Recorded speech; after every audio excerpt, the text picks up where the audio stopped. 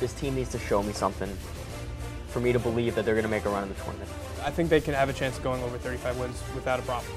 Just stepping up from the 4 points to the 17, she's just dropping threes like there's no tomorrow. But chemistry is an underrated key in college basketball. That was by far the best game I've seen them play. This is Hall Talk, and that's how the chalk talks.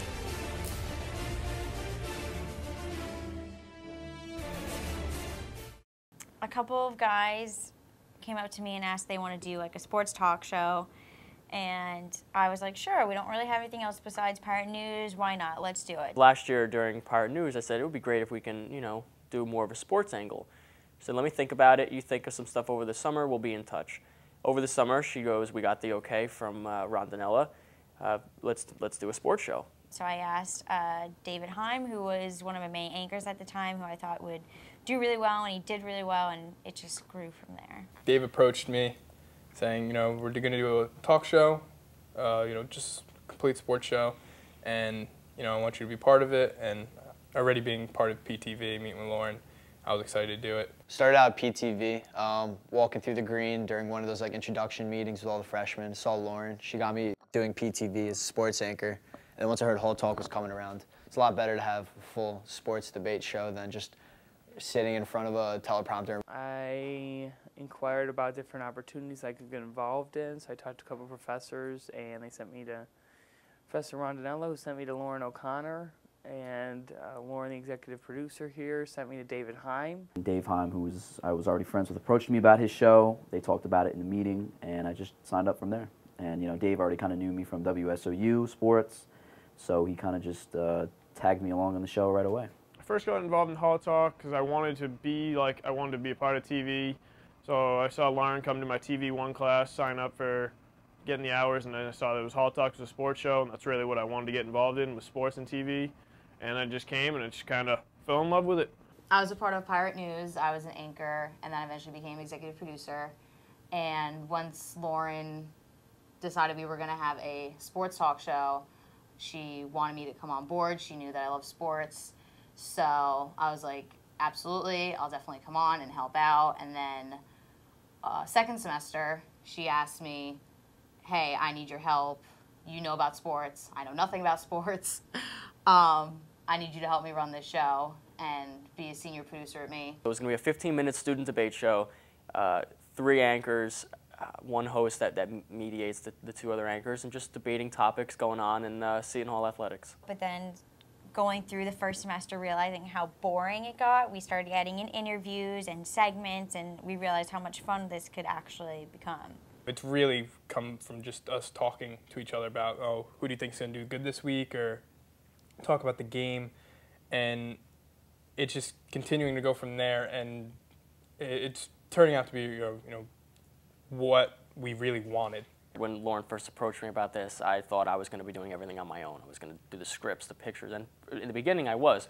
She told me to get a team together, and I kind of waited on that. So when I finally got my team together, Vinny and Ryan and George and John eventually, and everyone that's helped put this show together, it made life a lot easier for the rest of us, and that's when the show really took its form.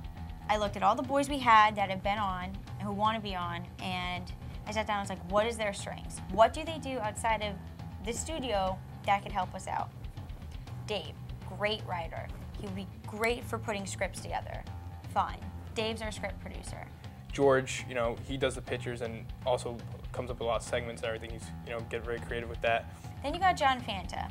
Let's look at John Fanta. What the hell does John Fanta do? Sorry, what the hell does John Fanta not do? Because he does everything. So he knows everybody.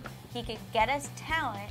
So what is he? Talent producer. Ryan's really getting the film together. He's also working athletics. Being a TV major, I've some experience in editing, so I help out with a lot of the editing. Then eventually we brought on, Chris and Aaron, and they just brought, well, Aaron especially brought just a lot of fun. Just smiles to everyone's face. I crack up every time he just opens his mouth. Lauren is the boss. Again, you don't want to make her mad.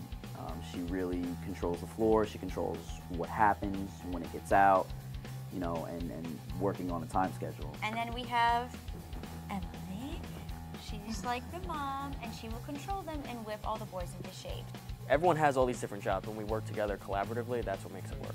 It took a lot of burden off of one person to spread it out through all of us, and it really benefits a lot more. Putting together a team was vital because you can't do it all by yourself. The production team certainly got us rolling as a cohesive unit, which made the show more crisp, which had the show, okay, there's more of a setup to it. Rather than just one single person saying what they like, and then you have another person who's like, no, this is a better idea. And then they're all like, yes, you're right, that is a good idea. And bang, you get more ideas, better shows, and more people come out and watch. Everyone kind of brings their own element to the table, and not just with their own strengths, but even just every week, all right, what kind of set do we want to do? What kind of segments do we want to do? And you need that from a group of people. Everyone brings their own aspect to the show that really helps make it better. Teamwork makes the dream work. That's the idea of it. The week, it's usually productive. We have a lovely group chat, which isn't always about hall talk, but I mean, it has all of us in It it. usually starts out about the show. It's then always turns Lauren. into- It's yeah. always Lauren Then saying, hey, what are we doing? I'm like, all right, we'll It figure turns this out into a tomorrow. plan. Where are we getting food? Yeah. What's going on? Oh, the Yankee game's on. Let's talk about that. But Monday, me and Lauren decide to open up the doors and be like, all maybe right, guys. Sundays be like, let's start talking, and eventually it will get talked about. Normally when I say something, it's just like no one really talks. ever responds to Lauren, because I'm pretty sure everybody's afraid of Lauren, like if they can't say the wrong thing. I mean, we're pretty lackadaisical with everything. When we start a group chat, our group chat goes 7 days a week, but we really start getting into the group chat on Mondays, and we get nothing solved. And Tuesday is the same thing, and then Wednesday we bear down. That's when you figure out who we're interviewing, who's hosting, who's the analyst. It's just the fact that Emily and I have to push on the boys, like, all right, do we have this person for this week? Do we have the graphics? Do we have the videos? Are we still shooting Thursday if we do not have something by Wednesday? But that group chat really, the show lives and dies with that group chat. And then if we have a guest, which we've had a fair amount, we figure out a way to facilitate those types of guests. So that's talking to our sports information directors in athletics, which is really a professional experience. We just get together and talk about what we're going to do, and I think that's something that is vital. Have communication. We get down what the blocking of the show is going to be, what the material is going to be, and then somehow Thursday it happens. We always don't seem know, to make yeah. it work. We always 9 seem to o'clock make it comes work. around and we have a show. We have to just keep on top of everybody, otherwise we probably wouldn't have a show. They claim that there would be a show.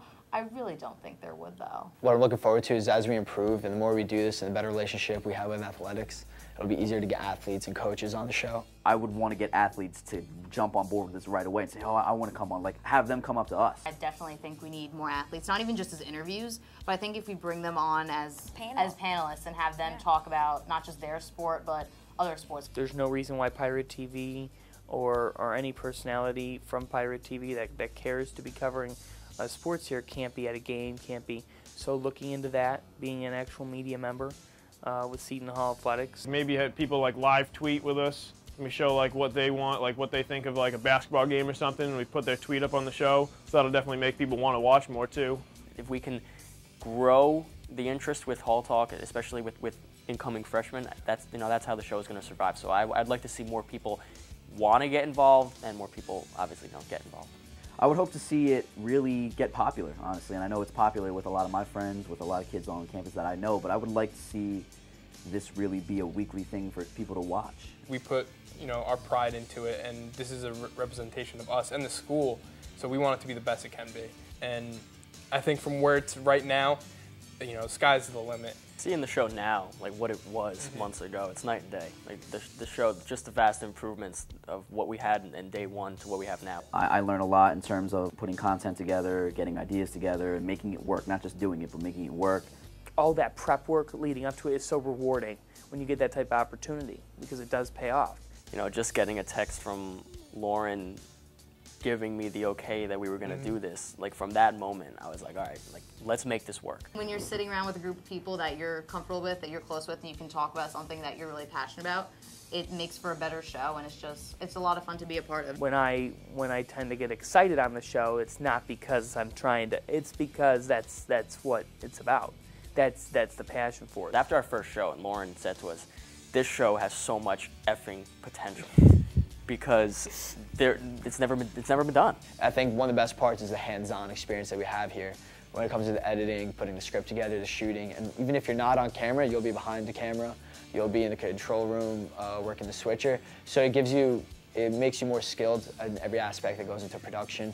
And I think one of the best parts about it is if you want to be in front of the camera, you have to know everything that goes on behind it, so you know you make the production as run smoothly as possible. I love it. I do love coming in here and working with all of them, even though we do sometimes have a 2.5-hour show and I want to kill them. Coming to the studio and is probably is what I look forward to, and just hanging out with everyone, talking, and then finally getting the product out there. It gives me something to look forward to on a Thursday later in the week. I'm a little bored, classes are not too fun. And then I come in here and like, this is a good time. I feel like I'm at home and I'm just having fun here. We all love each other and we get along most of the time, so. It's not a job if you love it. Yeah. Just having fun with it, period. I've had a lot of fun with it, and I'm looking forward to the next 2 years here because, again, I think the show could really be big. When you're willing to be a team player, as we have, not an individual separate from the pack, that's what it's about. So that's what I can honestly say I love about Hall Talk, and I love the excitement that goes into every taping because we certainly do have a lot of fun. Gotta talk sports, gotta talk numbers. It doesn't get better than that. Year 1 under our belt. Oh yeah, it's a learning experience. It all is. It's gonna We take what we learn and we move forward and we make it better. I've said that I've probably thought about quitting, so I might do that if I don't get more pay. I've really mastered the teleprompter skills up there. Of course. You're gonna have to get makeup people, I know, right? I think that's when the real divas and the sass comes out. Is when we have those HD cameras come out. I'm not I'm scary. pretty sure. I don't think you're scary. Thank you. You're welcome. Hall Talk is my life. Where's my new contract at?